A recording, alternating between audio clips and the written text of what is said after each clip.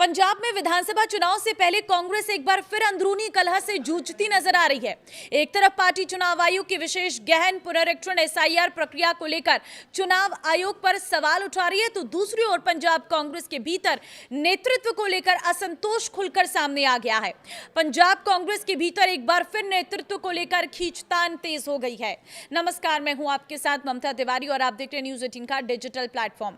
मिली जानकारी के मुताबिक पंजाब के राजनीतिक हालात का आकलन करने के लिए गठित कांग्रेस के 3 सदस्यीय ऑब्जर्वर पैनल ने पूर्व मुख्यमंत्री चरणजीत सिंह चन्नी को प्रदेश अध्यक्ष बनाने की पुरजोर सिफारिश की थी। हालांकि कांग्रेस हाईकमान ने इस आंतरिक फीडबैक को दरकिनार करते हुए अमरिंदर सिंह राजा वडिंग को ही पंजाब कांग्रेस अध्यक्ष पद पर बरकरार रखा है।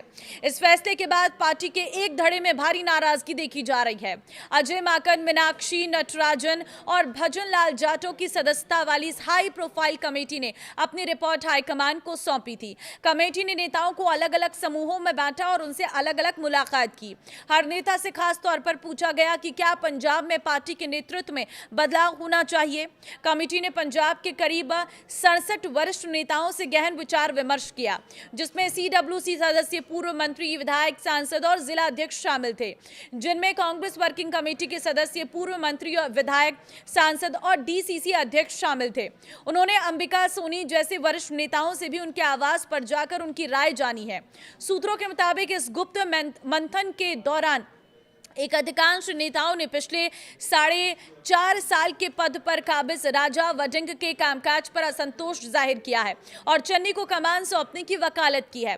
कमेटी के नेताओं के बयान को ज्यों का त्यों शामिल किया और अपनी रिपोर्ट में चन्नी को सबसे लोकप्रिय चेहरा बताया था।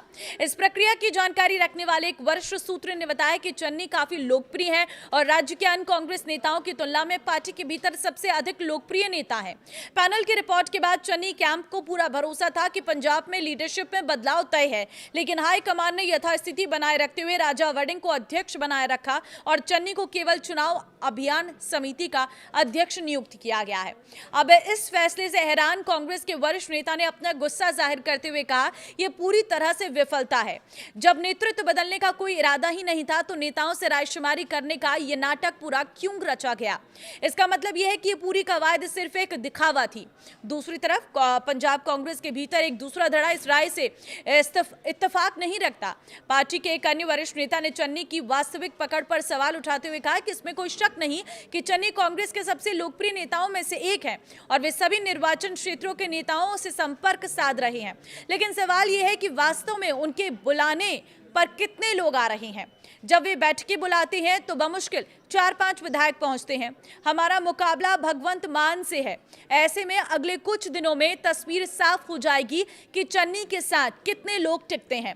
पंजाब कांग्रेस में हाईकमान के इस फैसले ने संगठन के भीतर एक नए सवाल खड़े कर दिए हैं।